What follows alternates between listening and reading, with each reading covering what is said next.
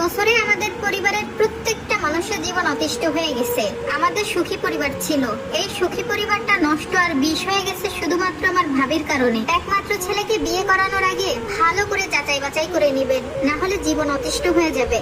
আমার মায়ের একটাই ছেলে, আমাদের বংশে আর কোনো ছেলে নেই। কোনো প্রকার যাচাই বাছাই ছাড়াই আমরা আমার ভাইকে বিয়ে দিয়েছিলাম। আমাদের আর্থিক অবস্থা, বাড়িঘরের পরিবেশ মোটামুটি ভালো, যতটা ভালো হলে খেয়ে পরে সুখে থাকা যায় আলহামদুলিল্লাহ। কিন্তু আমার ভাবির বাপের বাড়ির অবস্থা দিন আনে দিন খায়। বিয়ের সময় আমাদের বাড়ি গাড়ি প্লাস আমার ভাইয়াকে দেখে তারা বিয়ের জন্য উঠে পড়ে লাগে, তাই বেশি একটা খোঁজ খবর নেওয়ার সময় পাইনি তখন। এই মেয়েকে বাড়িতে বউ করে আনার পরে বাড়ি থেকে শান্তিই চলে গেছে। কথায় কথায় গাল ফুলিয়ে থাকে, ভালো মন্দ কিচ্ছু বলা যায় না তাকে। ভাইয়ের সাথে একটু কিছু হলেই চিল্লা পাল্লা করে মান ইজ্জত মারার অবস্থা করার মতো কাণ্ড করে। সেই ভয়ে তার সব অন্যায় মুখ বুজে সহ্য করে নেয় আমার বাবা মা। একটা সংসারে রান্না বান্না ছাড়া কিন্তু নানান ধরনের কাজ থাকে, তো শুধুমাত্র ভাবিকে রান্নার দায়িত্বটাই দেওয়া হয়েছে।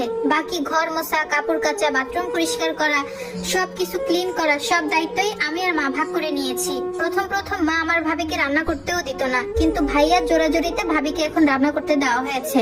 ভাইয়া বলে এখন যদি টুকিটাকি রান্না না করে তাহলে রান্নার হাত কখনোই ভালো হবে না। কিন্তু আফসোস লাগে একটাই, আমার ভাবি শুধু রান্না করে, তাতেই সে চোখ মুখ কালো করে রাখে। দুপুরের খাবার বিকালের পরে খাই, প্রায় সময় বাবা ভাই না খেয়ে বেরিয়ে যায়। তবু এটা নিয়ে আমাদের কারো কোনো অভিযোগ নেই। আমার ভাবি যদি কোনো কাজে ভুল করে আর এতে যদি আমার মা তাকে বলে, বৌমা এই কাজটা এভাবে না করে ওভাবে করলে সুন্দর হতো, ব্যাস এই কথা কেন বললো, তার জন্য মাকে 10টা কথা শুনিয়ে দিবে আর নিজেই 12 রকমের কথা বানিয়ে ফেলবে। কয়েকদিন পর পর বাপের বাড়ি যাবার জন্য গাল ফুলিয়ে রাখে।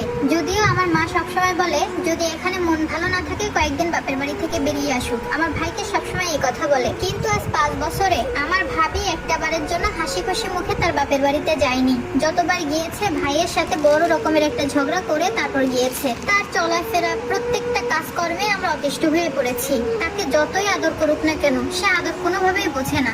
আমার ভাবির যখন বাচ্চা হয় তখন তার বাপের বাড়ি থেকে একটা বারের জন্য কেউ খোঁজ খবর নেয়নি। খোঁজ খবর নিলেই তাদের টাকা পয়সা দিতে হবে বা কিছু হাতে করে আনতে হবে, এটা আমরা বেশ ভালো করেই বুঝেছিলাম। কিন্তু আমাদের এসব নিয়ে কোনো আফসোস ছিল না। ভাবির বাচ্চা হওয়ার পর সেদিন আমি দেখেছিলাম আমার আম্মু আর ভাইয়ের চোখে সে কি কান্না, কত আনন্দ। বাবু হওয়ার পরে ভাবি অনেকটা অসুস্থ হয়ে পড়ে। আমার আম্মু একবার বলেছিল তোমার যদি এখানে ভালো না লাগে কয়েকদিন বাপের বাড়ি থেকে বেরিয়ে এসো, কিন্তু আমার ভাবি যায়নি। সে ভালো করেই জানে এখানে যতটা যত্ন পায় তার বাপের বাড়িতে এক কোনাও পাবে না। ভাবির জামা কাপড় ধোয়া থেকে বাচ্চার যত অপরিষ্কার কাঁথা কাপড় থাকে সবই আমার আম্মু পরিষ্কার করেছে। ফজরের আজানের আগে উঠে সব কাঁথা কাপড় ধুয়ে ছাদে দিয়ে আসতো। তারপরও সে আমার মাকে কখনো আপন ভাবতে পারেনি, আরো বদনাম করে। এবার আপনারাই বলুন আর কিভাবে ভালো শাশুড়ি হওয়া যায়। আমি স্টুডেন্ট মানুষ, পড়াশোনা নিয়ে ব্যস্ত থাকি, তবুও আমার নিজের কাজ সব নিজেই করি। কখনো ভাবিকে কোনোদিন জ্বালাইনি, বরং আমি বাইরে গেলে আমার যদি কোনো কিছু পছন্দ হয় আমার সাথে ভাবির জন্য সেম জিনিস কিনে আনতাম। সবসময় চিন্তা করি আমার ভাবি যেরকম পরিবার ছেড়ে এসেছে আমারও একদিন এই পরিবার ছেড়ে যেতে হবে। তখন ননদ কেমন না কেমন হয় কে জানে। তাই ভাবির সাথে ভালো বন্ধুর মতো থাকার চেষ্টা করতাম। গোসল করতে গেলে যদি দেখতাম ভাবির আধোয়া কাপড় পরে আছে সেটা আমি ধুয়ে দিই। সবসময় তার পক্ষ নিয়ে কথা বলেছি।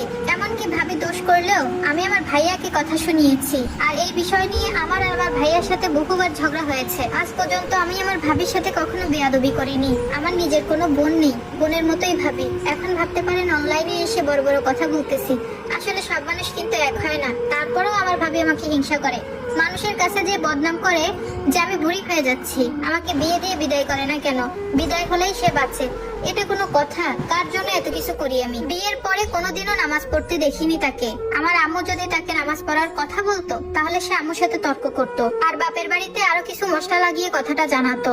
সেখানে তাদের বলা উচিত ছিল নামাজ পড়তে বলেছে, তোকে তো ভালো কথাই বলেছে, কিন্তু না, উল্টো তারা আমাদের ফোন দিয়ে বলে কেন তার মেয়েকে এসব কথা আমরা শোনাই। সে নামাজ পড়লে পড়বে, না পড়লে নাই, এটা আমরা এত কথা বলি কেন? একবার আমার ভাবিকে বিচ্ছিরি ভাবে ভীমরুলে কামড় দিয়েছিল, কথাটা হাস্যকর লাগতে পারে। তার মাথা থেকে পা পর্যন্ত